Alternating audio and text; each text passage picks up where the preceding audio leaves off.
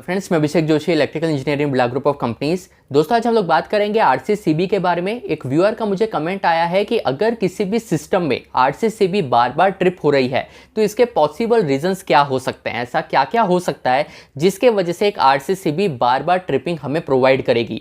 तो आज की इस वीडियो में मैं आपको 3 ऐसे रीजंस बताऊंगा जो अगर आपके सिस्टम में प्रेजेंट है, अगर वो कंडीशन आपके सिस्टम में बन रही है तो आपका आरसीसीबी बार बार सर्किट को ट्रिप करता रहेगा। तो दोस्तों, बिना टाइम वेस्ट किए शुरू करते हैं।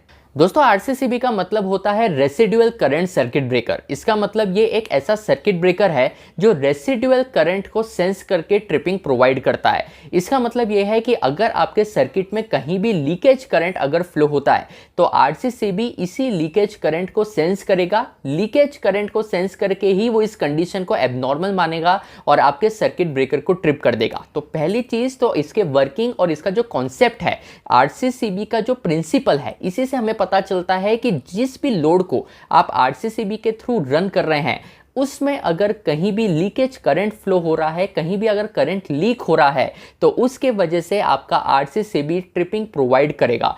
मान लीजिए आपने घर में आरसीसीबी इंस्टॉल किया हुआ है, आपके घर में आरसीसीबी या आरसीबीओ लगा हुआ है।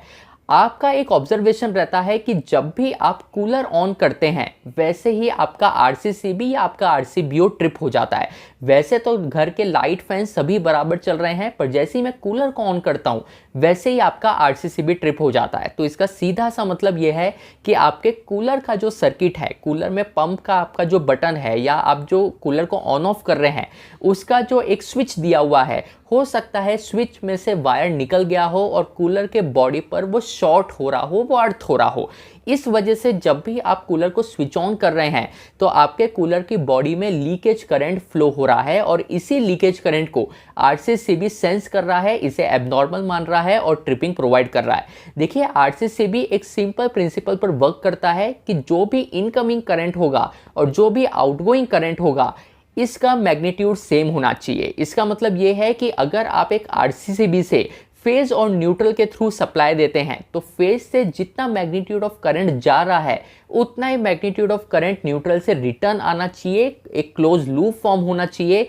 अगर करंट का मैग्नीट्यूड इक्वल रहता है, फेज से जितना मैग्नीट्यूड ऑफ करंट गया है और न्यूट्रल से जितना मैग्नीट्यूड ऑफ करंट रिटर्न आया है, ये मैग्नीट्यूड अगर मोर और लेस इक्वल रहता है तो आपका सर्किट हेल्दी माना जाएगा। और अगर इसमें कुछ चेंजेस आते हैं, इनकमिंग और आउटगोइंग जो करंट है इसमें अगर अनबैलेंस कंडीशन फॉर्म होती है तो इसको आपका आरसीसीबी एबनॉर्मल मानता है और सर्किट को ट्रिप करता है। तो सबसे पहले तो इस चीज को ध्यान में रखिए कि जो भी इक्विपमेंट स्विच ऑन करने से आरसीसीबी में ट्रिपिंग आ रही है उस इक्विपमेंट को चेक करिए। वहां कहीं ना कहीं आपका सर्किट शॉर्ट हो रहा होगा, कहीं ना कहीं करंट लीक हो रहा होगा जिसके वजह से आरसीसीबी ट्रिप हो रहा है। इसके अलावा दोस्तों, दूसरा रीजन ये बनता है कि जब भी आप किसी भी कंपनी में या किसी भी इलेक्ट्रिकल सिस्टम में आरसीसीबी को कनेक्ट करते हैं तो अगर कनेक्शन में आपने कुछ गलती कर दी तो वो भी एक रीजन बन सकता है कि आपका सर्किट, आपका आरसीसीबी कंटिन्यूसली ट्रिप होता रहेगा। इसको बहुत ज्यादा कॉम्प्लेक्स करने की जरूरत नहीं है। एक दो छोटी छोटी चीजें आप ध्यान में रखिए कि जब भी आप आरसीसीबी से कहीं भी कनेक्शन देते हैं, कहीं भी अगर आप फेज और न्यूट्रल आरसीसीबी के थ्रू देते हैं तो एक चीज को ध्यान में रखिए कि अगर आपने फेज आरसीसीबी से लिया है तो न्यूट्रल भी उसी आरसीसीबी से लेना जरूरी है। आप ऐसा नहीं कर सकते कि आरसीसीबी से आपने फेज तो ले लिया लेकिन न्यूट्रल आप और कहीं से ले आए और सर्किट में कनेक्ट कर दिए, या एक आरसीसीबी से तो आपने फेज ले लिया और दूसरे आरसीसीबी से आपने न्यूट्रल ले लिया।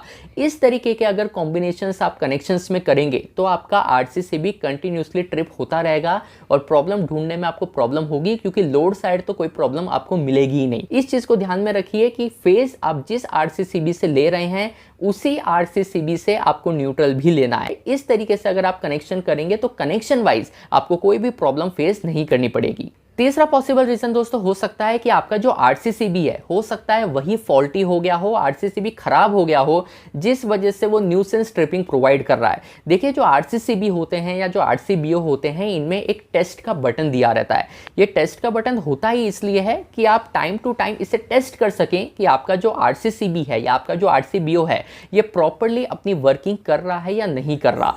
जब भी आप इस टेस्ट बटन को दबाएंगे, इस पिक में भी आप टेस्ट बटन को देख सकते हैं, जब भी आप इस टेस्ट बटन को दबाएंगे तो आपका आरसीसीबी ट्रिप हो जाएगा। अगर टेस्ट बटन दबाने पर भी आरसीसीबी ट्रिप नहीं हो रहा तो इसका मतलब है कि आपका आरसीसीबी प्रॉपर्ली वर्क नहीं कर रहा है और अब आपको आरसीसीबी को रिप्लेस कर देना चाहिए। अदरवाइज हो सकता है कि एक्चुअल में जब भी कोई फॉल्ट आपके सिस्टम में आएगा तो हो सकता है आपका आरसीसीबी ट्रिप ही ना हो। ये एक बहुत ज़्यादा डेंजरस कंडीशन भी बन जाएगी। इसलिए टाइम टू टाइम आप टेस्ट बटन का यूज़ करके आरसीसीबी को चेक भी कर सकते हैं। आरसीसीबी अगर फॉल्टी हो गया हो तो हो सकता है कि वो टाइम पर ट्रिप ही ना हो, या ये भी हो सकता है कि वो न्यूसेंस ट्रिपिंग आपके सर्किट में प्रोवाइड करे। तो ये 3 चीज़ें ध्यान में रखिए। ये 3 चीज़ें अगर आप चेक कर लेते हैं तो आरसीसीबी अगर बार बार ट्रिप हो रहा है 90-95% आपका केस इन्हीं 3 चीज़ों को ध्यान में रखने से सॉल्व हो जाएगा।